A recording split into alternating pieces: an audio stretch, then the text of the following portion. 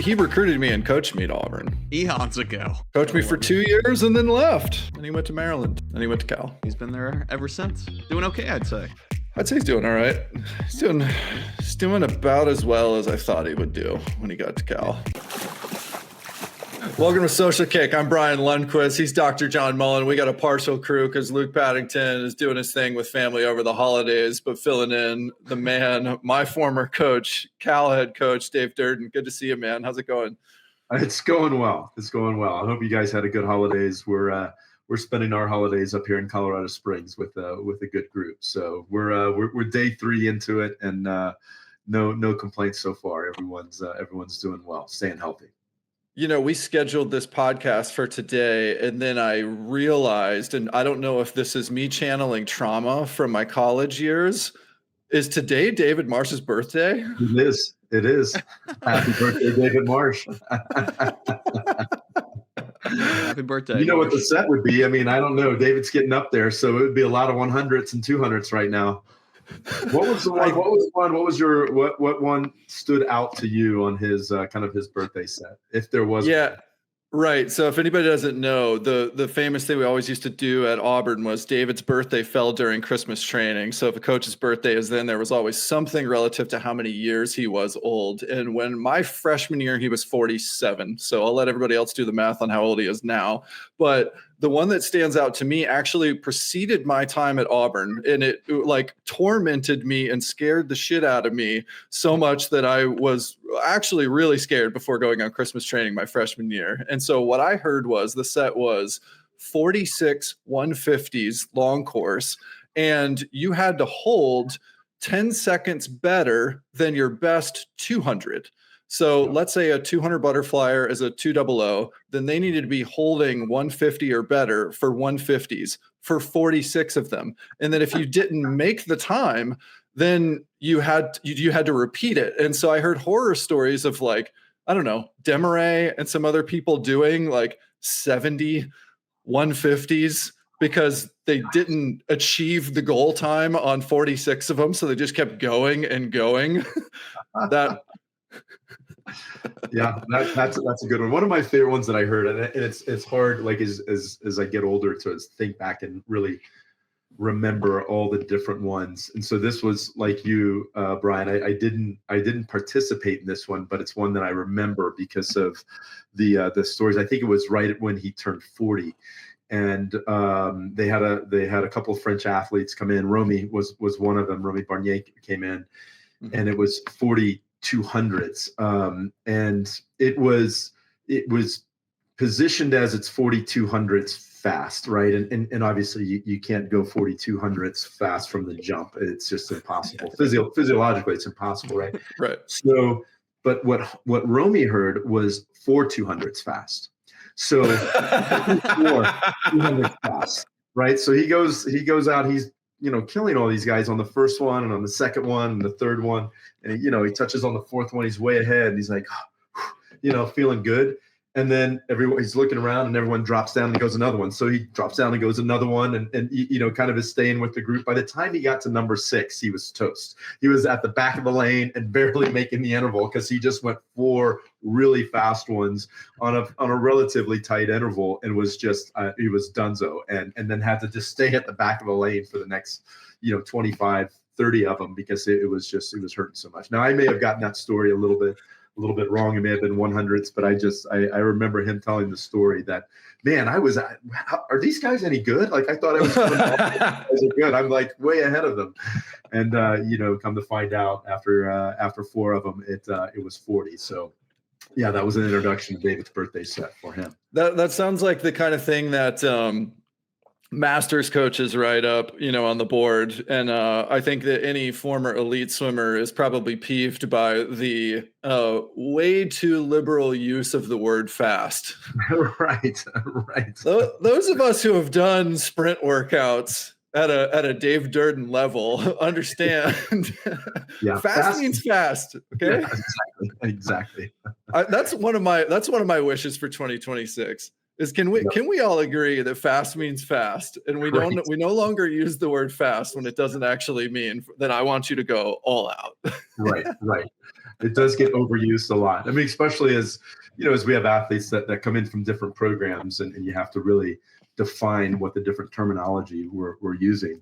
And so, there's some times where we early in the season, we'll do, something that's fast, and some of our freshmen are like, still breathing and like, kind of going at a 200 rhythm. It's like, no. This is fast. This is as fast as you can possibly go. And that means that you don't breathe and you go like from this end to this end as fast as possible. So it is interesting. I'll share, we're going to get into some audience questions, but before I wanted to segue off of this, speaking of freshmen, like adapting to what the program's expectations are, I often tell this story, and I don't know if I've told it to you, but one of my, I'm in college now, I'm part of a different program moments was my like fourth day of practice. Kim Bracken was gone with the World Championships team, comes back to Auburn, and it was her first day on deck. It's like a Wednesday or Thursday at this point. And there's introductions. We do the workout. Workout's over. We're at the bulkhead. Kim goes, I had just gotten out of the pool. Kim comes up to me. She goes, "Hey, we haven't met yet. I'm Kim." I go, "Hey, Kim, I'm Bryan." She goes, "Great. Good to meet you. Get back in the pool and get out like an athlete." And it had been since I was an age grouper, since I was coached by a woman. So like a strong female, presence, as well as I don't know you. I didn't interact with her in the recruiting process at all. And then suddenly it was just put me in my place. Their expectations. And you need to conform. Right, exactly. But those are the learnings that matter, because there's an adaptation. Let's get into some of our audience questions. If you so we'll pull some from these that give us a follow at Social Kick Swim on Instagram and YouTube, and also Spotify. Give us a follow there. This one's from Logan Edge, wants to know, what's your favorite movie? Oh man, it depends on the mood. I mean, there's a couple in there that are highlights. I can turn on if Shawshank Redemption's on TV, I can turn it on at any spot and then watch it from that point forward. Right, I don't need to watch it from start to finish. Field of Dreams has to be in my top 5. I'm kind of just giving you 2 right now, but those would be the ones that sort of I wasn't prepared for that question, but those would be the 2 that sort of jump out to me. Those are high on the watchable index. You know how beers, they say, are like they're high on the drinkability, like this marketing word. I feel like those movies are high on watchability. Yeah. For sure. All right, this one's from our pal Neophyto Shero, wants to know, are there any unexpected or not common countries that you've recruited swimmers from? Oh, geez. Yeah, I mean, in the recruiting process, a lot of times when we're in recruiting international athletes, a lot of times they tend to reach out, and so we haven't had a lot of swimmers from the African continent. We haven't had a lot of swimmers from India. We've just recently had some swimmers from some Asian countries and Japan. And Singapore. So it's starting to branch out in that. We haven't had too many Australians. We've had some sisters from Australia that came out and just recently graduated from us. But now you're testing my memory on that. But those would be the ones that stood out. Obviously, a lot of Europeans, South Americans, kind of the countries that border the U.S., Canada, and Mexico have had a good handful of athletes, and then we've had a lot of athletes that have kind of grown up in the U.S., but because of their parents and where their parents were born and raised, and coming to the U.S. as first generation Americans, they will go back and represent the home country of their parents, and so we've had some athletes that have been born and raised, lived their entire life in the U.S., but will represent their country at a world championships or at the Olympic Games. I always found the country free agency thing kind of funny, especially when people go back and change things. The last audience question we'll hit here is from Xfinity_X, and this one's near and dear to my heart because I dropped a 2.5 in the 100 free my freshman year being coached by you. And so this one's about 100 free question. It says, how do you build lactic tolerance for your 100 swimmers without compromising on technique? Yeah, I mean, we'll do a lot of it from kind of working from, the legs up in that regard. And so there's probably not a whole lot of, faster tempo or race tempo swimming that we'll do early on, but we're really going to try and build the engine from the legs up and build it. And then as we kind of move from that, we move that into body position. We're actually up today just doing a lot of body position work on our sprint freestylers, just getting them to sit a little bit better on the water before we move into tempo, before we move into speed. And it's interesting this time of year where we start to transition that focus for us, where we do have an expectation of the stroke rate and how we're moving in practice, because we're doing more leg dominant work up front. And that allows our athletes from a 100 freestyle as well. I'm probably not answering the question. I'm giving you a little bit broader answer to that question. It allows those sprint type athletes to invest some time in the weight room. And we can always get them working at a level kick wise versus their swimming, so we're not compromising technique. And as we get to this time of year, that's where we want to start having them move at that speed over. And so in other words, like when we get to a midseason invite, our athletes are typically pretty uncomfortable with what would be termed as front end speed. They don't really have a lot of it because we haven't really operated or really trained a lot of that early on. And so they feel more comfortable on the second half of it. And you see a lot of our athletes just struggling to get out, but feeling comfortable in the second half of their races. And so we start to build that front end through that speed work, increasing the rest with what they're doing. And when we increase the rest, then we can start accessing the race tempo that we need to have consistently in practice. So it's, for us, how we build out that particular race, again, is going to be from the legs down. And then as we introduce more rest through this time of the season, we can maintain that tempo through the course of a practice. And we'll do things that, where we can still, access the background of our kicking, where we may do, 50s or hundreds, where we split it out by 50s. Where we're going to 50 swim, 50 kick, or 50 kick, 50 swim. So we can still be working at race rates on that, on the swim portion of it, and then working at race effort on the kick piece of it. So, I don't like athletes that use the term, "Oh, I'm dying." It's just like, well, your rate kind of slows down a little bit. And that's just because we probably haven't, done enough of that work to be able to access that just yet. So our athletes get that this time of year and really kind of through the rest of the year.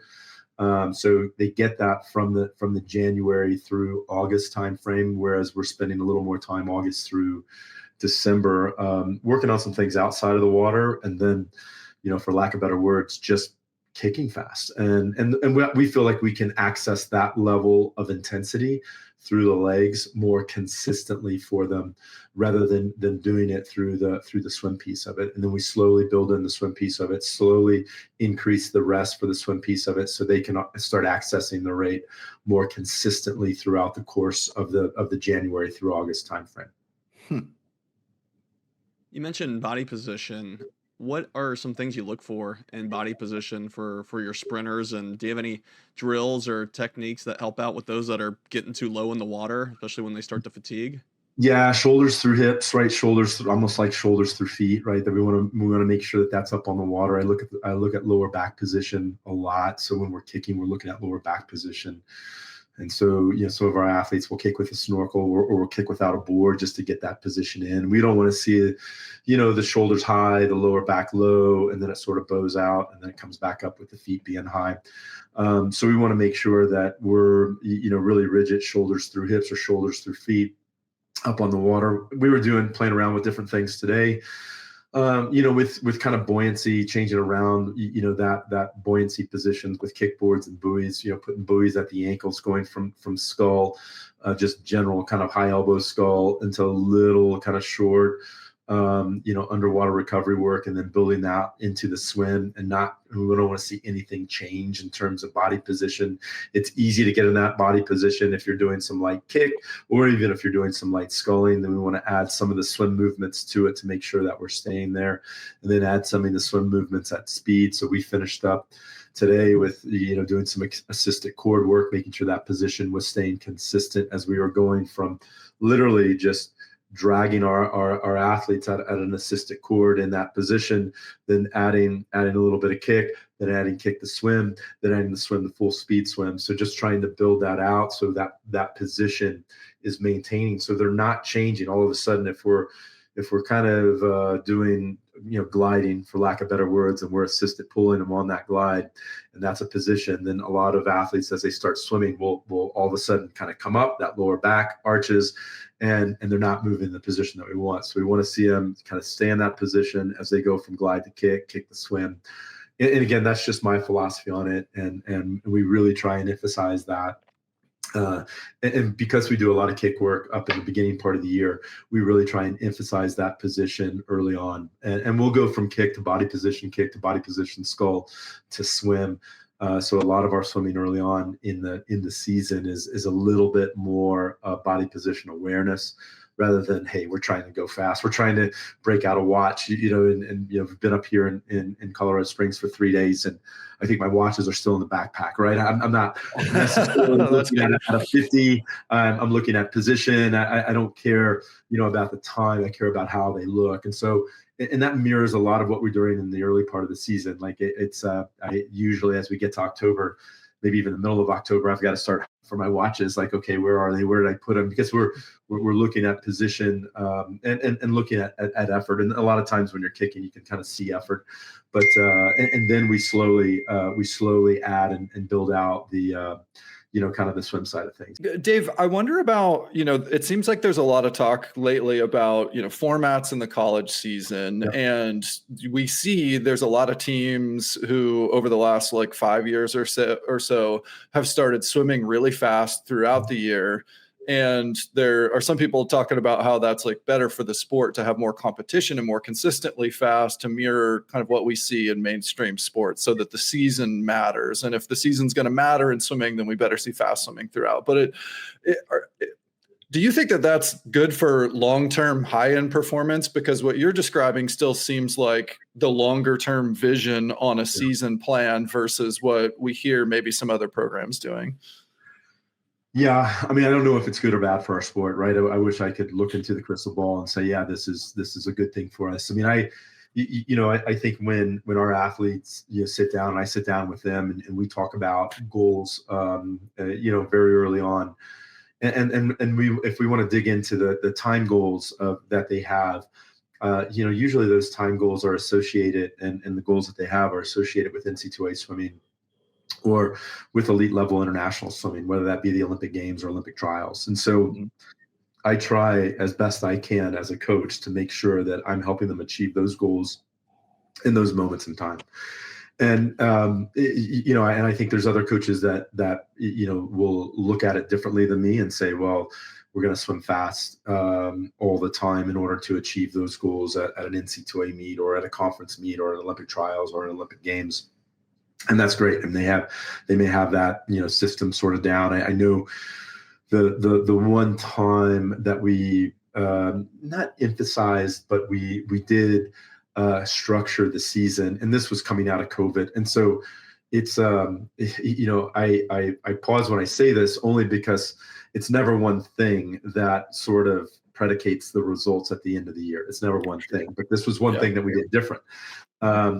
We spent some time in October in that 2020 year, and California was different than most states, and certainly our county and our city of Berkeley was different than even maybe the rest of the state of California, and some of the restrictions and what we had to do during that time. But what we did do during that time was focus on a little more of racing in the fall, and I think we had some pretty good results in the November timeframe, early November timeframe, And we came out of that, and again, it's different. So it by no means is the same as we went into 2021. I don't think we necessarily had the results that I was hoping for in 2021, as we sort of look at 2022 or even 2019 as kind of bookend comparables, or even 2020. I think we were tracking well in 2020 in March timeframe before COVID hit. And part of the reason that we did that is because our group at the time, we did have a pretty large group of our athletes that were at ISL during that time in the bubble swimming in Budapest. I went out there for a little bit to kind of be with that group and kind of work them through that heavy race phase. And we mirrored that back at home, just trying to do some heavy racing. Now, we didn't have competition necessarily like the athletes were having at ISL.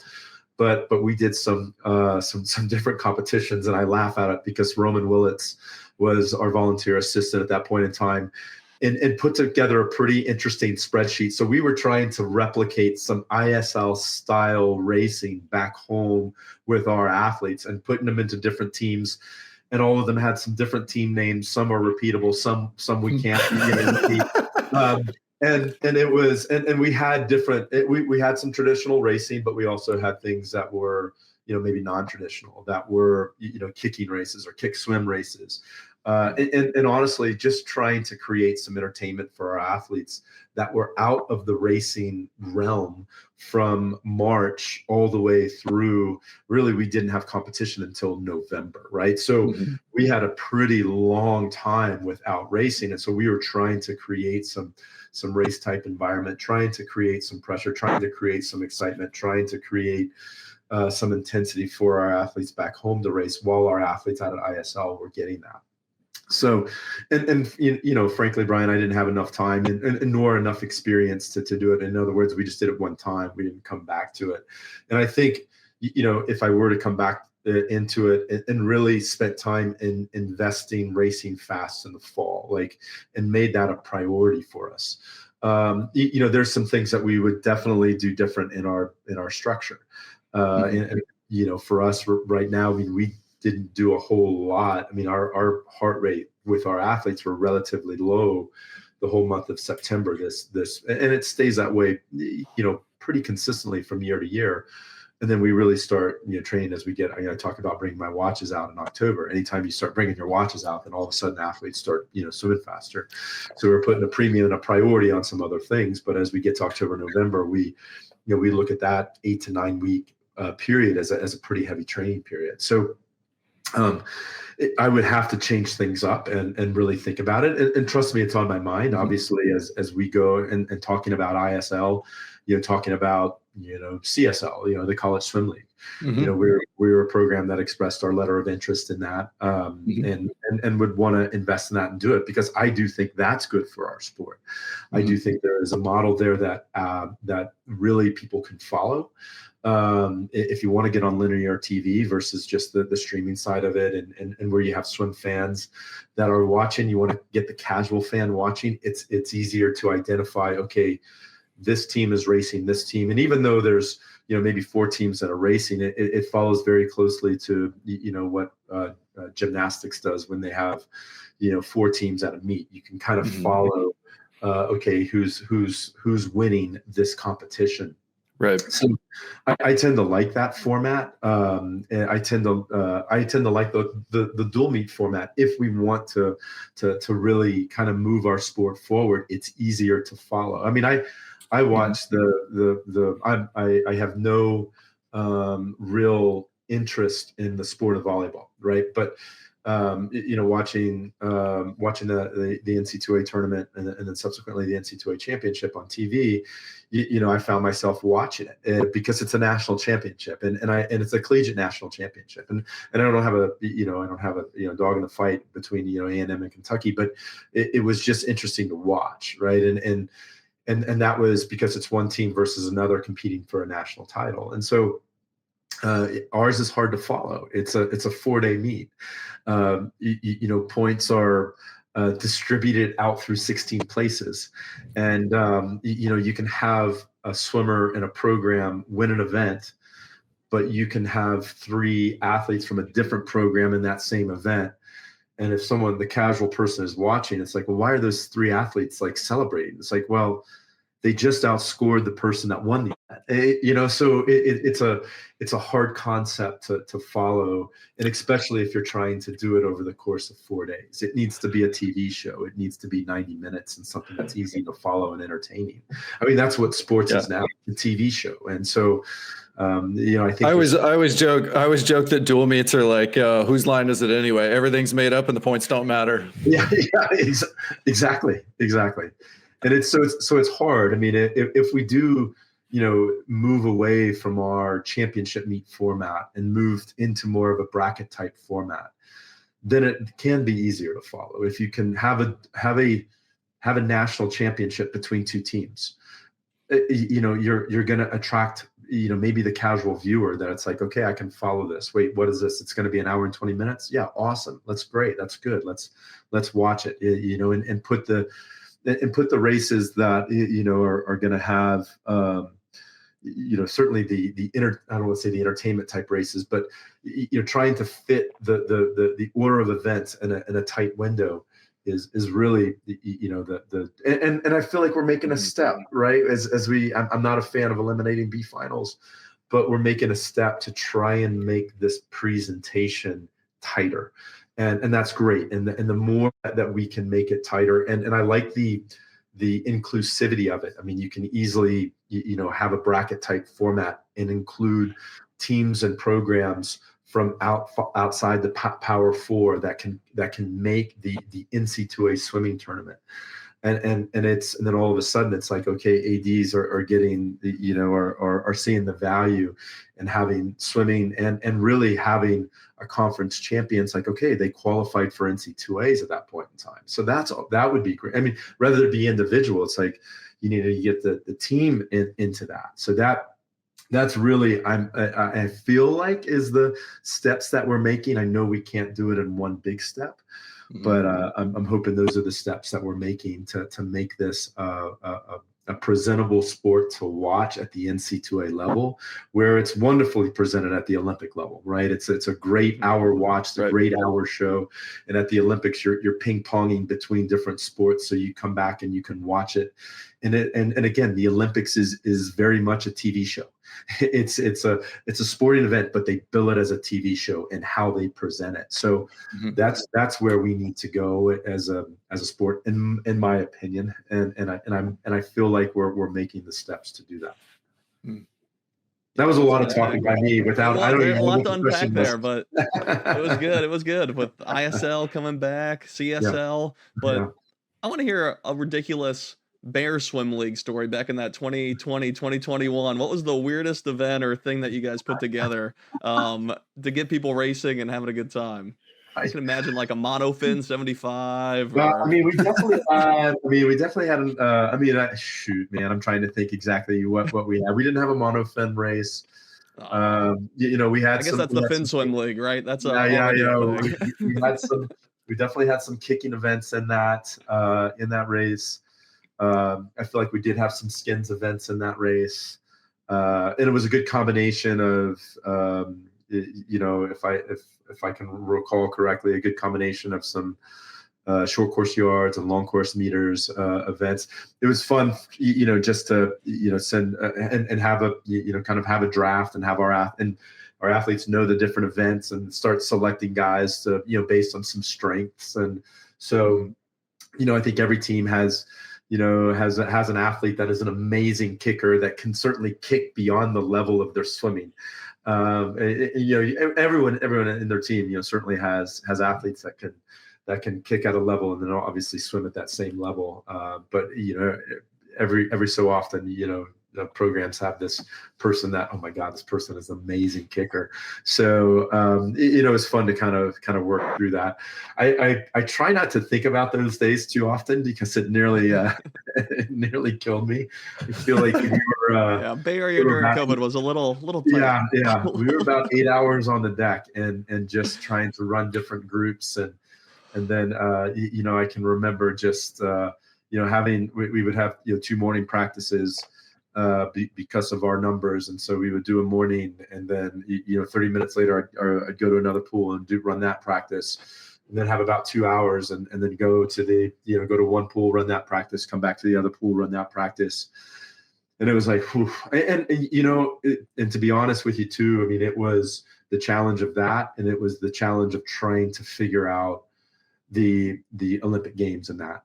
It was that, I think, as any head coach of an Olympic team would tell you, and Greg and I were named Olympic coaches in the fall of 2018. So we were, kind of the named Olympic coaches for a really long time, and went through the process of planning out what a training camp, what Tokyo 2020 was going to look like. And then when that hit the fan, like trying to figure out what Tokyo 2021 was going to look like, and the training camp environment, and what we were going to do and how we were going to do it. I mean, it was trying to hit a moving target. And so we're trying to do our jobs. And again, both of us being in the Bay Area in California, where restrictions were a little bit more challenging than others. So trying to manage that dynamic, then trying to manage the dynamic of what needed to be done for an Olympic Games, Olympic training camp. I mean, it was stressful. And again, as an Olympic coach, and I say this very genuinely, I didn't want to be the Olympic coach for the men's team and not have any athletes on it, right? And so, or just one athlete on it. You want to make sure that you earn your position as being the head coach of the Olympic team. And that means that you're putting multiple athletes on the team and putting athletes in position to win medals. You want to be, respected by your peers in a way where it's like, this is an earned position. It's not just a named position, but it's an earned position. So, you're trying to do everything you can for your team and your athletes to put them in the spot, trying to be, somewhat accessible in this COVID space where, you really can't go out and talk to other coaches and programs because of the COVID restrictions. So, I mean, it was a challenge, and we, I remember in the springtime trying to come out to Colorado Springs and get some altitude training in prior to trials, and we were out here for like 2 days, and we had a lot of I don't know the number, but a lot of false positives, and so we had to fly home and do testing back home, and it was just a mess. Yeah, it was just a mess during that time, and so the stress of trying to get our collegiate team, our Olympic trial team, and then subsequently the U.S. Olympic team ready to go. It's like, man, I don't remember much from that particular time frame, and there's probably not much I choose to remember from that time frame. Moving on. Yeah, exactly. We got to process that trauma, Dave. Yeah, no kidding. Jeez. How about talk about this, right? How about a trauma palate cleanser? So we got a kick out of Keaton Jones talking to us about how good he was at pulling, or still is at pulling. Yes. And you talked about teams having really good kickers. Who's the best kicker that you've ever had? Oh my gosh. Let's get some examples. Yeah. I mean, Lucas like Hinvo 100 kick or something. Yeah. Yeah. Lucas Hinvo is, I mean, Tom Shields is probably our gold standard in how he could kick above water, underwater. Could kick really darn fast underwater as well. I mean, he could kick pretty darn fast, pretty darn close to his. If we were do a dive 50 fly, he could probably kick underwater from a push as fast as he could, do a dive swim, 25. And again, dive swim 50. Like if he dove a 50 fly long course and just had to get up and swim it with a tech suit on, just like ready to go, he could probably kick as fast underwater from a push with just his skimpy on. So he was definitely the one that was like, wow, this is pretty amazing. Lucas Hinvo on the other end of that is probably our most sustained level fast kicker. If we were doing multiple 100s, 200s, like he could just keep pumping those out and be pretty darn impressive with that. Ryan Arizman is a good one. I'm just thinking more recent sort of vintage now and kicking. But as I said, Tom on that shorter end, one off. If we had full rest and he had to do 100 fast kick, he would probably choose to do it underwater. And if we would go long course, he would choose to do it underwater and could probably kick in that 54, 55 range. Just come up, take one breath, go back underwater. Probably take one breath on the way out, one breath on the way down, would probably flip his turn and just go as fast as he possibly could. Just in the skimpy, that's pretty darn good. I mean, that's pretty darn good. Yeah, So, I remember we had Tom, John will remember this. We had Tom on a show several years ago, and I can hear it in my head now what his response was when we asked him who's the best kicker in the world, and he said me all day. yeah. Which No obviously he's a hesitation. confident guy too, but Yeah. I didn't have any argument for that. Yeah. That's yeah. for sure. Yeah, my man could kick. He was awesome. As I said, he was our standard on that. He could always tell where he was as an athlete based on how fast he could kick. Like that gave him the confidence that he needed. He felt like, okay, I don't need to, I don't need to hold repeat 50s at a certain pace. If I'm kicking fast, then I'm going to swim fast. So that's where he really leaned. And then we would just create the sets for him, especially as we got closer to meets to make sure that he knew that he was kicking faster than anyone in the world. So that gave him the confidence behind the blocks to swim fast. Well, shit, if I went a 54 kick in a Speedo and I was like, oh, I just need to go, 3 seconds faster? With a few strokes and a fast skin, I think that'd give me some confidence too. Yeah, for sure. And he's probably going to correct me because he's probably, somewhere faster than that. But I'm sure. 53.8. Yeah, you're right. Like, hey, remember that time I did this? Yeah.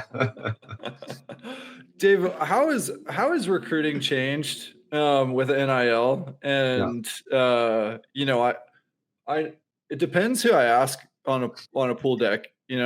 Like what impact and how like relevant it is. I am always surprised the number of athletes that we speak to, and we're asking them about sponsorships and about commercial opportunities and their ability to monetize their platform, or whether that's to extend their career or just take advantage of the situation they're in.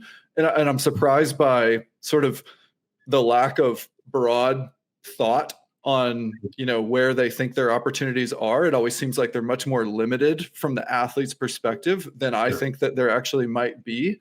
And so I'm just trying to get a pulse of like, how you hear these quotes of college football coaches talking about every conversation that they have starts with how much money are you going to pay me? But that's, very different for someone at Cal versus, at swimming, where the drop off from the haves versus the have nots in swimming is pretty dramatic. So I'm just curious, like at the top end, how does that fit into the nature of the discussion? And are you able to still have a discussion that's focused on success in the sport versus being too focused on the dollars? Yeah. That's a great question. I mean, that's the whole like our podcast in and of itself is to really unpack. Give that. us 1 minute, just summarize real quick here.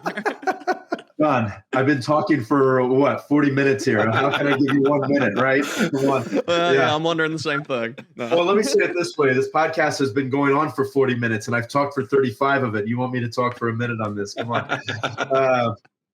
But I think the confusing thing is like NIL it gets defined as one thing when it's multiple things underneath that umbrella, right? NIL, and then the piece that we have more control over. When I say we, it's the university that what we have control over is the revenue sharing piece that can be distributed to the athletes across our department. And it really makes sense for athletic directors to distribute a majority of that revenue share to athletes that can promote the brand of the athletic department. And so you're looking at football, right? I mean, that's kind of the primary one. The kind of it branches down into the men's and women's basketball piece of it, and then it branches down into the sports in which athletes are going to be on linear TV, and they have some brand exposure with that. And so if you're an athletic director, you're going to make sure you're giving a majority of your revenue share dollars to the athletes that are promoting your brand, and that makes sense. And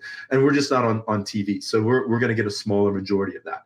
The NIL piece that has sponsorships, well, that's going to be a little bit more dependent upon swimmers and agents. And yes, listen, universities have access. We have a great partner in Speedo that has been working with us for the past 8 years, and that universities can utilize that relationship to provide brand endorsement or really leverage that relationship. You can do some unique things to leverage that relationship with your partners. If it's a Nike or an Adidas, you can do some things to leverage that relationship to provide NIL sponsorship dollars for those athletes. And then a lot of it comes down to the athletes and their agents and how they take a look at your unique situation and say, okay, what are the different markets that we can move into?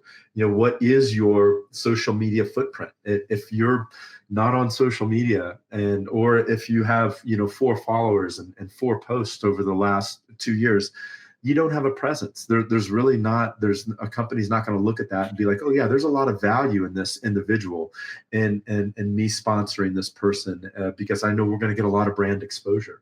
So it's in that last piece, there is coordination that happens between universities and agents and athletes, and that to really sort of promote that, to be able to say, okay, how can we enhance this?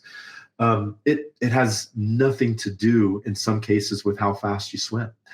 In a lot of cases, on the top end of that, the revenue sharing piece, yes, it does, because we know as a university, if we contribute some of our revenue sharing dollars to an athlete that is going to be at an Olympic Games level, at an Olympic podium level, or certainly is going to be at an NC2A level winning events, that's good brand exposure for us. That's a good thing for us. And so we want to make sure that we are putting dollars towards that athletes that are helping really promote our program and promote our brand. So that makes sense.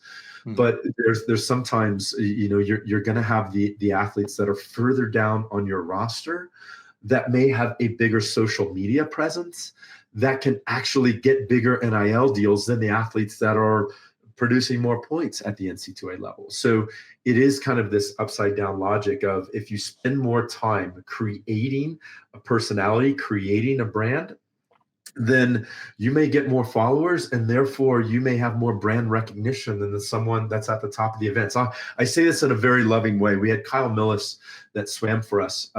We went, and Kyle Millis was I think still is, kind of like you guys. I don't have Instagram. I don't have Twitter.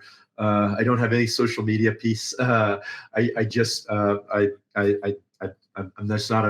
a particular fan of it. I understand the positive impacts of it. I really do, but it's not a space for me. I'm simple, right? I'm a swim coach, and I want to spend my time, energy, and effort and making our athletes better. And that's where I tend to keep it, not trying to use those social media footprints. And I got a great assistant coach that does a phenomenal job with it, but I try not to delve into that space. But Kyle Millis was, and I think still is, doing a lot on YouTube and doing a lot of the day in the life of an athlete and getting out to different campuses and doing some different content and putting it out there on YouTube. We went to a meet in San Diego, and the 14-year-olds, club swimmers, we kind of came in, rolled in, they were finishing or whatever. And this is time when we have Olympic level athletes on our team. We have Olympians swimming for us on the college team. We have NC2A champions, American record holders. And they're like, coming up to us coaches, is like, hey, where's Kyle Millis? Can we get a picture with Kyle Millis? and Kyle is a good swimmer, but certainly wasn't at the, the Olympic level or at that top level. Yeah. And wasn't finally at NC2As for us, but these kids were like, we want our photo with Kyle Millis, and it's like, are you sure? Because there's Andrew Seliskar right here. He's an American record holder, So it's funny how that tends to get more eyeballs, and therefore you can monetize it when you get those eyeballs on what you're producing. So it's just, and again, I'm not answering your question, Bryan, about it, but at least I'm giving you it through my lens. Mm-hmm. I come back to it. Like I'm a swim coach, and yes, I see the value of athletes that we're recruiting, that as we start to look towards LA 2028, as we look towards 2032, that this is going to be an athlete that's going to be on the national team, on a world championship team every year, on an Olympic team, and can win medals. Yes, that's going to bring brand recognitions back to our university, and we want to make sure that we're monetizing that we're rewarding that athlete for doing that. And so it's a very thoughtful conversation about it, and making sure that athletes understand, like, this is why we're setting aside revenue sharing dollars, or NIL dollars, if you want to call it NIL dollars. I still think there's the space where people are throwing around the term NIL, and no one knows what it means, right? It's just this broad term. It's NIL. So you can just pay me. It's like, well, it's not that simple. You know, and yes, I'm sure every college swimmer and every former college swimmer would want a few extra dollars in their pocket. Everybody wants a few extra dollars in their pocket, right? I mean, that's kind of the way life goes. But it's just it's a really interesting space to recruit through, and you have to. And for me, I found myself more explaining of what we can do, what we can help with, and what we can't do, right? And those are three separate buckets. Like, there's things that we are in complete control over that we absolutely can do, and we can put that in a contract so you can see it, and that can be over the 4 years, much like an athletic scholarship. There's things that we can help with, and there's things that we can't do, and so it's those are that's I spend more time, I feel like, educating about NIL than really saying, okay, this is NIL, or this is rev share, this is what we can provide for you over the course of 4 years. Dave, I'm going to talk as your agent right now. I think that you've got opportunity out there that's untapped. You need to subcontract out the management of an Instagram account, and it is only you whistling. That's all it is. Every post is just a compilation of whistling Dave. Whistling technique. Dave versus bird. Like, you just go through different animals or different things. What's the decibels for each of these things, and who wins? I like that beat. That's all it is. Nothing related to swimming or coaching. Just you whistling. That stuff. The best stuff soundtrack. Let's go. Dave, one thing you mentioned was agents, and that's certainly a new thing in the sport of swimming in the college level from decades ago. But how many freshmen are coming in with agents, and how many people or swimmers on your team have agents with them? Yeah, it's a small handful, right? I mean, you probably know about and again, when I say handful, you're looking at about 4 or 5 that may be out there that have that. There's within, I would imagine, I can only speak to our program and kind of what we deal with. Again, that number is on the order of 4 to 5 athletes on our team that have that. I know it'll grow as it as there's more opportunities there, as we move into domestic games. You certainly hope there are more dollars to go chase after for these athletes, to be compensated for the work that they're doing, and how hard they work, and how they're representing our country, and hopefully winning medals in LA 2028. So you hope that that's just going to increase through these next couple of years, and then it'll probably cycle again as we move through the quad. I mean, certainly in our sport, the king is still the Olympic Games. That's where we get the most exposure, and that's where the most dollars are in our sport. So that's where the athletes are fighting for the dollars right now. And so as we get closer, you'll see more money infused into the sport, and some more athletes that are fighting for those dollars. Dave, as we I don't know if I answered your question on that. There are a number of agents. I covered that. Yeah. As we get to the end of a calendar year, we'll probably launch the show in 2026, but it's the end of 2025 as we're recording it. And a lot of people will go through, goal setting, and in the middle of a college season, that probably happens on a different cycle. Rather than the team, as someone who's had as much success as you have had and are working with athletes to develop their goals, and you're kind of living vicariously through them, I'm curious about you and your own process throughout your own career and accomplishments. Are there things that you're focused on for the year to come or for the couple of years to come that are areas from a personal growth, maybe as a dad, as a husband, as a coach? What are there things that are kind of at the top of your list, and do you allocate time to be mindful of how you want to grow as a person? Yeah. I mean, it's like it is like everything that we do as coaches, or at least everything that I do as a coach. I plan a lot. So, in our assistant coach's office, in my office, I have a calendar. I mean, kind of one calendar that covers the quadrennium, and, trying to get as much up there on the calendar as possible.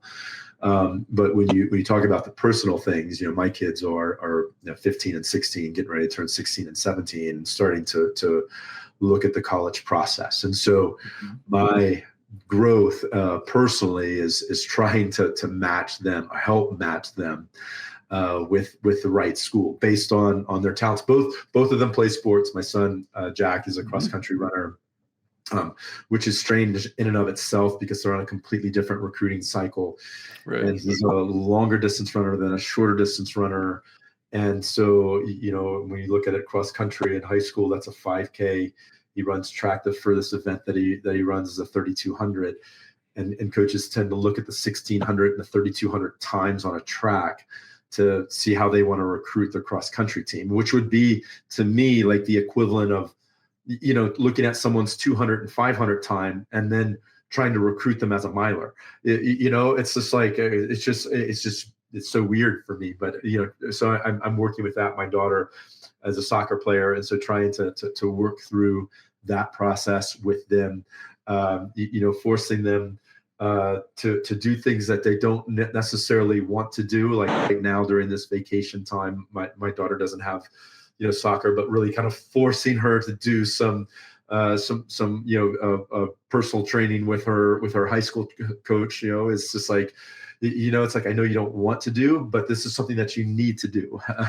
And not something that you have to do, but something that you need to do. And I want to make sure that we turn this need to and a want to. So those are things just like kind of in my own, family life, and in trying to navigate that as a father to our two children. And then, as a husband to my wife, just trying to figure out this next phase of life when the kids go away to school. It's like, it's just like our lives do kind of orbit around our kids and our kids' activities. And that changes as they go off to school. And so trying to figure out, that relational dynamic, we coming up, this is, crazy for me to say out loud, but I turned, 50 in the month of January. Right. So taking a little bit of time to, just to get away and then celebrate that with my wife and some of our friends, and knowing that, we have, great coaches back in Berkeley, that if I miss a couple of practices, that's okay. And it'll be all right. But just kind of carving out the space, but that takes planning, right? It just can't, I can't come, into practice on a Thursday and then be like, okay, hey guys, I'm off Friday, Saturday, Sunday, and I'm doing this. It's like, it gets up on a calendar, making sure everyone sees it. We talk about it well in advance, and then we talk about it more as it gets closer. But that's making sure that I have, all that like down and planned out. I am fortunate to live in a community where I have good friends that don't care if we win or if we get 50th, right? And that's a good thing. They loosely know that, I coach swimming, and, they tend to ask me the same questions, every year, like, when is the swimming season? It's like, it doesn't stop. It's just so, but it's good to have that community and that dynamic, and then trying to, schedule time with that group and build out that friend base. So, when it does when this does end, I'm not like sitting there, looking around. I remember we had a longtime basketball coach, Mike Montgomery. So Mike spent a lot of time at Stanford. That's where he had a lot of success as a college basketball coach. Went off to the Golden State Warriors, finished his career at Cal. And Mike, I mean, pretty much every day would kind of where our offices were located, would walk by the office, sit down, we would chat for 15, 20 minutes. And after he retired, he was doing some commentating. And I was like, all right, coach, how is it to be retired? He's like, well, it's weird because when I retired, I was like, looking at my wife like, okay, what are we going to do today? And my wife looked at me and was like, listen, I've built out my life the last 30 years with you being gone most of the time. And so I have my schedule and what it looks like Sunday to Saturday. You're going to have to work at that and do that on your own. So that was something that always resonated with me, to start doing that before it happens, to start to put things on my schedule so that as it does get to the time where, it's time for me to walk away from the sport and I retire, that it's like, yeah, my Sunday to Saturday is pretty much planned. I'm not trying to figure it out, day one of in retirement. Yeah. It's funny you talk about your neighbors, people in your community, saying they don't care if you get first or 50th, because we all know that you only get first or second. There's no other place that you Yeah. What are we talking about? I'd be worried about you. 50th. That's world. Purdue beats Cal in swimming. Perfect. I think we got a shot finally. I don't know about that. I have two quick anecdotes about our history, and especially for our listeners. I mentioned that you were my coach. You coached me for the first 2 years that I was at Auburn and recruited me there before you left and went to Maryland, and then eventually went to Cal. And I'll never forget after having been recruited, but then I swam at my first senior nationals, which was long course spring nationals in April. It was my first time ever at that big meet. I remember walking into the pool deck and seeing Phelps for the first time, and it's, oh man, I'm like amongst all the elites, but I qualified in a short course yards, and then I had to swim a long course 200 free, and I totally ate it at I don't know. I don't know what I went. It was like 157 or something horrible. And so but I remember talking to you after the race, and you go, well, you could see where the 200-yard mark was, which is absolutely the right assessment, which is basically with the 25 to go. I had absolutely nothing left. And yet, there was still an opportunity for me anyway. And I was one of those that developed from, a book scholarship into eventually, being on, finaling, twice at NCAAs by the end. And I'm so appreciative for having that, energy and opportunity invested in me as an athlete with potential, especially given that the other core Dave Durden memory that I always hold in my brain is my recruiting trip to Auburn was, remember, this is an era where, partying was rampant, and I had a great time. And there's always a breakfast before, we see everybody off before the recruits go home and the recruiting visit ends on Sunday morning. And I lived in Atlanta, so I was driving distance to Auburn. It was only a 2-hour drive. I drove there with my friend. And I could not sit up straight at breakfast the last morning, and I was staring at a glass of orange juice. Food had no chance of being ingested and staying down. And I just remember sitting at this table, staring at the table with my head in my hands, feeling horrifically hungover. And I'm so embarrassed, but still kind of drunk. And you walk up to me and you put your hand on my shoulder and you go, why don't you go back to Kurt's and sleep it off? How about going back and sleeping a bit? So I go back, to my hosts, and I just saw Kurt at our 20-year 2005 national championship reunion, and I was telling him the story. And I go back to his house, and I sleep for 6 hours before I drive home, and I'm like, how is it, that this school is still okay with me coming there? So. I'll never forget that moment, and I'm so appreciative for the opportunity and the start that you gave me as a competitive swimmer. So thank you for that. It's really fun to get to watch you too, and by extension, I'm always rooting for you because of our start. Well, I appreciate that, and I think it's interesting now when we talk about recruiting changing. And I sort of like, ebb and flow through this in my career based on, the dynamic of our staff and who we have in different spots. But there's nothing that beats like watching a swimmer swim. And you can watch it in a video and that's good and that's awesome. But I just remember watching you swim and watching you like move through the water. And it's not necessarily moving through the water in a race, but as I tend to go to meets, and I was, at junior nationals in Indy, and then I went down to Austin because I just felt it was the need to, again, in this day and age where roster limits are down and you have to be right about this, right? And we were, as a program, we as everything was happening through the whole house decision, we were kind of waiting for the dust to settle to see what we absolutely had to do with our roster. Because for me, when I'm committed to an athlete before they even step foot on campus, and it's like, yes, an athlete's on the phone with me and I want to come to Cal and we're recruiting this athlete to come to Cal, I'm committed to that athlete. And so I want to make sure that from that process and in the recruiting process all the way through, graduation, that I am helping them along to finish their career at Cal, right? That's the goal. The goal is not just, for them to swim fast. That is a part of it, but it's like I want to make sure that I'm a part of that process from beginning to end. And so watching athletes swim is really, for me and how I coach, the most important thing.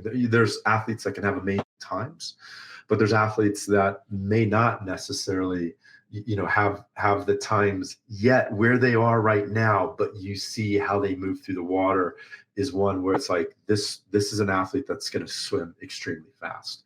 And I remember that with you, right? I remember that with you as an athlete going through the recruiting process and seeing you race, because you were in the Southeast.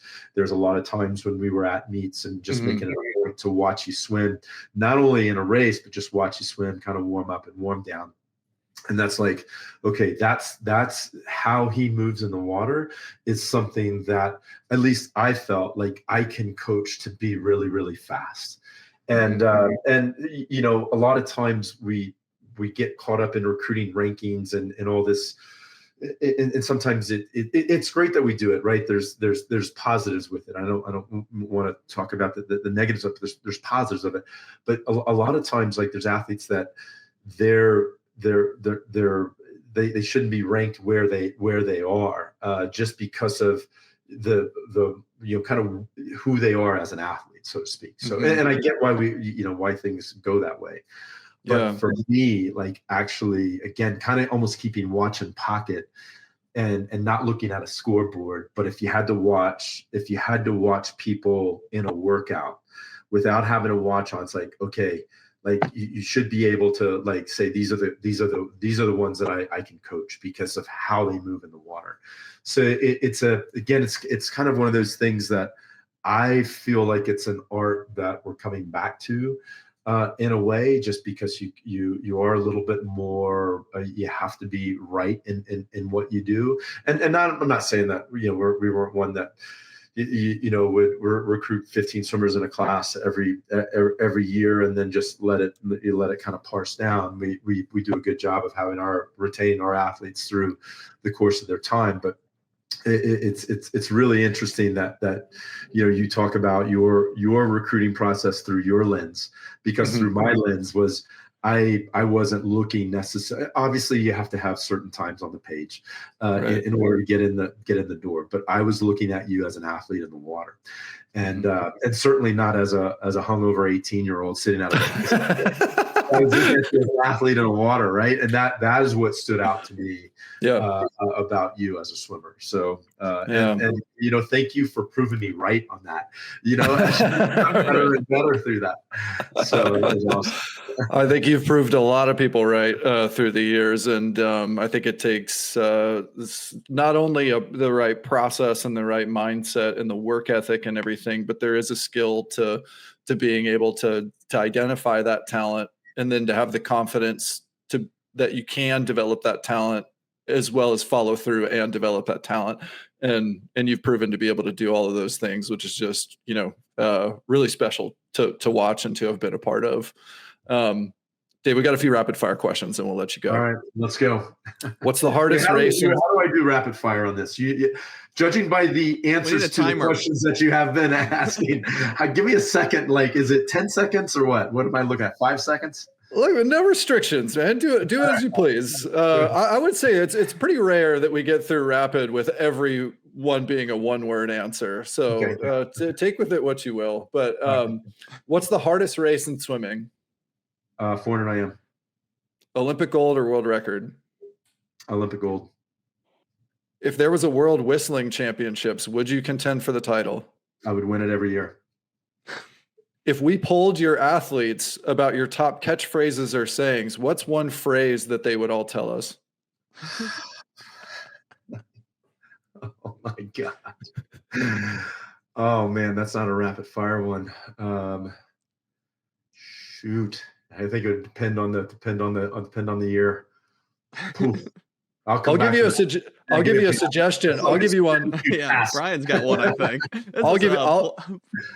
I'll give you one that I always remembered from Dave Durden, and it was, all I'm asking for is the best you've got. Something along those lines. All I'm asking for is everything that you have.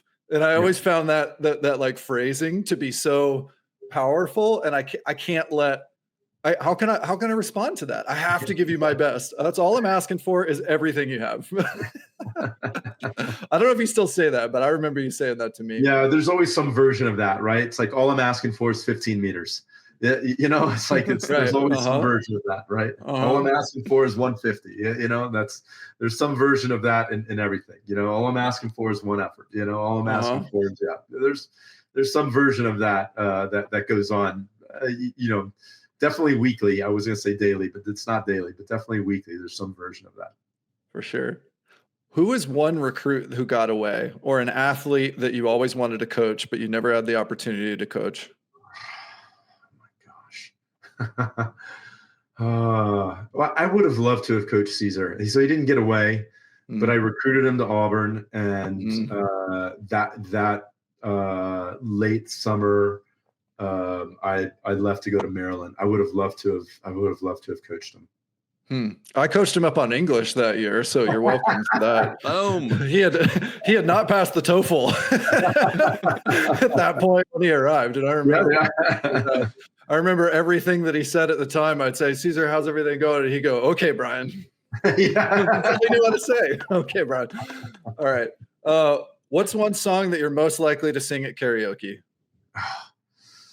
500 Miles by whoever sings that 500. That's the one. I could do that all day. I could do that all day. That's a great karaoke song. Okay. What could you go in a 50-yard freestyle off the blocks right now? 50-yard freestyle off the blocks right now. Suited? I mean, what are we talking about here? What are we? Yeah, suited, full suit, full equipment, shaved, head shaved, suited, dome cap, everything. Back in the sea day, level. Sea level. I feel like I could go 24. I feel like I could touch 24. Hey, that's pretty good. Yeah. What's 5 yards would be ugly, but I think I could do that. Just give me 5 yards. It's only 5 yards. Yeah, it's only 5 yards. If there was ever a catchphrase about my life, it's the last 5 yards are going to be ugly. What's the most annoying thing one of your athletes can do? What's the most annoying thing one of our athletes can do? I'm just trying to think of any recent examples of that just like absolutely annoy me. I think the thing that annoys me the most is if we're moving through a practice and there's 100 easy kick, and then we're getting ready to start the next round, the next set. That's when they decide to go out and use the restroom. Not during the 100 easy. They'll get that 100 easy in, and then they'll get out and use the restroom and miss the next 2 to 3 minutes of the round. Not the 2 to 3 minutes of easy. No. All of a sudden, like I didn't need to go to bathroom 2 or 3 minutes ago, but now I'm ready to go. That's a pet peeve. Yeah. Yeah, I can understand that one. All right. Just the last few here. What's the best performance you've ever seen in person? Best performance I've ever seen in person. Gosh, where do I want to go with that? You know what? I'll answer this in a not. I really didn't see this one in person, but I saw it live on TV in the area. So Nathan's 100 Freestyle 2012 Olympics. I wasn't on staff. I wasn't at. We went to London. It's just to be there to support the athletes that we had there in any form, capacity, whatever. And I remember sitting on the couch watching that race. And Bryan, my wife is a little more excitable than I am. And I can, there's things that I can get excited about, but she's always a couple notches higher than I am. And as that race and honestly, honest kind of evaluation and Greg, Meehan was at the games and sort of eyes and ears on that. And so Greg, myself, Nathan, were sort of working together through that lead up into the 100 Freestyle, working through the stages and really working from the stages of relay, prelims, semifinals, just little things to clean up. And just, I feel like we were in unison and just in what we were seeing and what we were watching, looking at the race video, et cetera. And as he was moving through that race and just understanding the field, I really felt like a very reasonable and realistic goal would be to get on the podium, right? And never in my, maybe that, 5-10% chance, like, okay, he can win this. Mm-hmm. And then just as that race was happening and just watching the race, right? Again, not looking at the splits, but just watching the race, the things that he cleaned up technically in the race, like, okay, that looks good. Okay, coming off the wall, that's where he needs to be. That looks good. And just watching the different surges. I mean, Magnuson was a back half swimmer, and to see Magnuson, okay, that's where Magnuson's making his move. And just knowing where Nathan was going to transition into his straight arm piece and watching that and watching him move a little bit on Magnuson before or at least the gap not widening at that point in time, it was like, oh crap, like he can do this. And through that last 15 to 10 meters, just watching it happen and then seeing it, seeing the touch and seeing the one light, on the blocks instead of 2 for second place or 3 for third place, but seeing the one light on there, that's probably the race that I remember the most. And I've certainly had moments with each of our athletes in that way. Murph, working through the stages in a 100 back, and that was more of a meet. That wasn't necessarily a race, but just working through the stages of the 100 back into the 200 back into the relay. And I'll give you a quick story about that one. And nothing that I talk about as quick as you can realize, but as we went from the 200 backstroke and he won the gold medal, we had to recalibrate really for that 100 backstroke, kind of come back to it a little bit. And the day before the finals of the 400 medley relay, we did a full suited start, first 50 of your 100.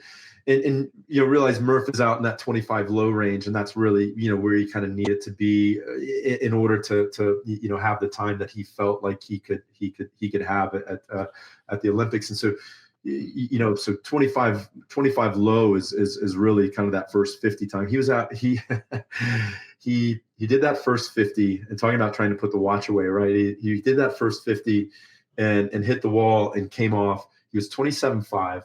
And he comes off and he's like, oh man, that felt like crap. And I'm like, no, it was actually great. You're 25.8. That's perfect. That's right where you need to be. Like, just imagine when you feel good, like you're going to be in that 25 low range.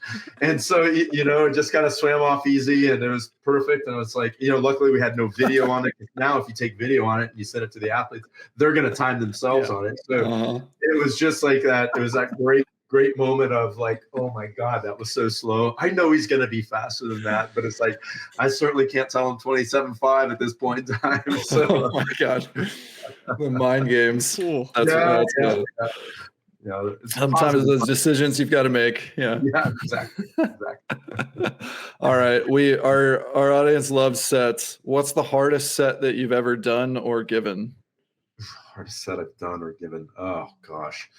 I think that's dependent. I mean, Being up in Colorado Springs, I'm always, I think one of the hardest sets that we've done up here has been some version of 24-1s. And the interval will typically vary, but I mean, we'll be up here, we'll go 24-1s, maybe on 2 minutes.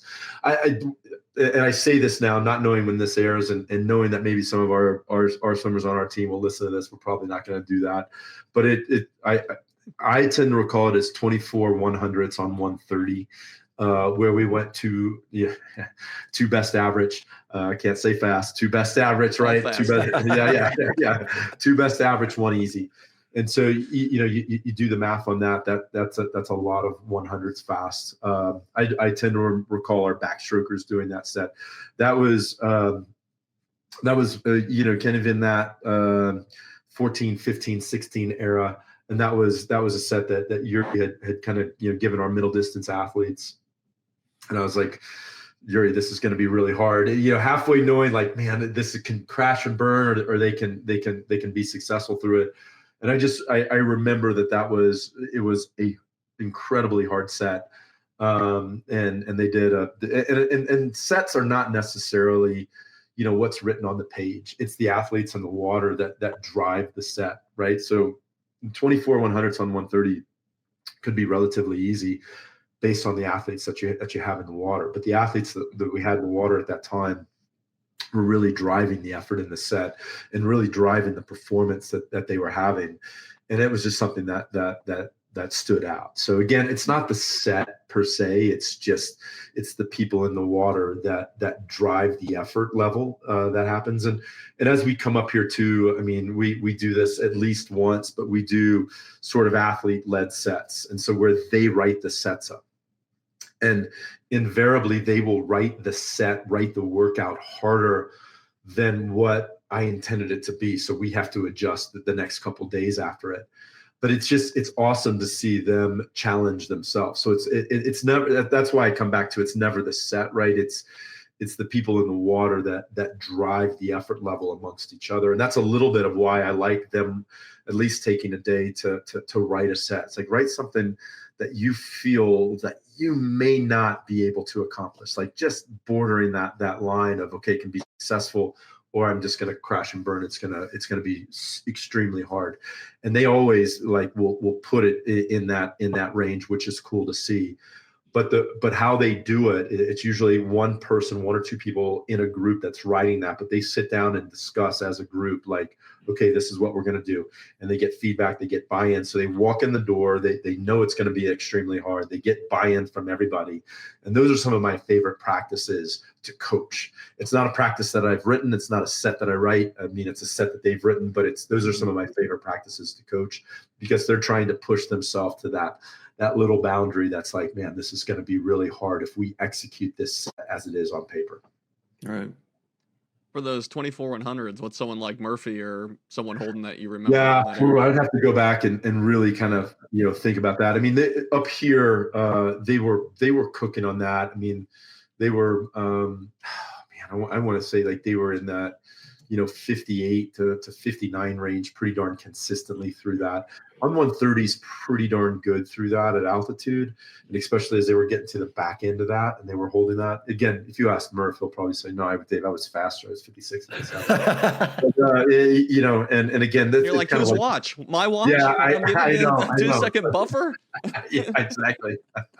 But no, so those, yeah, I mean, I'm again, I'm not a there's coaches out there. I mean, I think Eddie Reese is probably the gold standard for this. Can remember times, can remember sets, can remember guys going times in practice or guys going times at meets. I'm more of the visual, like watching the race, and I may not be able to know what they were out in or what their title found, but I can almost in my mind's eye see every stroke, every kick. I can see the race happening in my mind. So it's like that's a little bit of how I operate. I'm not necessarily one to remember times on a page or times in a practice. Dave, I could talk to you for hours. There's so many topics we'd want to get to, but I'll end it with the most important one we think from a training perspective is how often is your crew doing social kick? Every day almost, it feels like every day. Yeah. They like, I mean, I think I tend to create drills based off of people that have swam here or coaches that have come in and have done different drills. And it's like, I like that. So we're going to call that drill after you or name that drill after this swimmer or name that.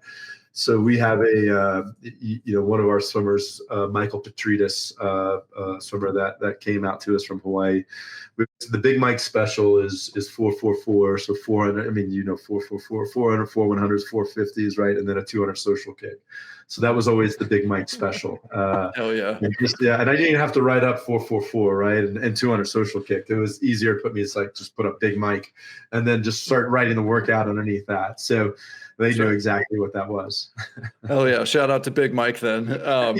Dude, awesome. And glad to hear you're incorporating the most important training element. Have fun in Colorado. Thanks for spending some time with us. So good to see you, buddy. I really appreciate it. It's been a long time coming. I've always wanted to have this conversation on the show. And I look forward to, we'll be out at men's NCs. So we won't catch the women's meet, I don't think, but hope to see you there. And until then, God, I hope you're there. I don't know. Yeah, geez. Or maybe this 50th anniversary or birthday vacay takes a little too long. All right, man. Well, until next time, you're welcome back anytime. But that's it for this episode of Social Kick. We'll see you guys next time. Awesome. Thank you. Hey, everyone. Thanks for hanging out with us. If you enjoyed this episode of Social Kick and you'd like to see more, subscribe to the channel. And we love talking swimming, and we'd love to talk about swimming with you. So leave us a comment, and we'll see you next time.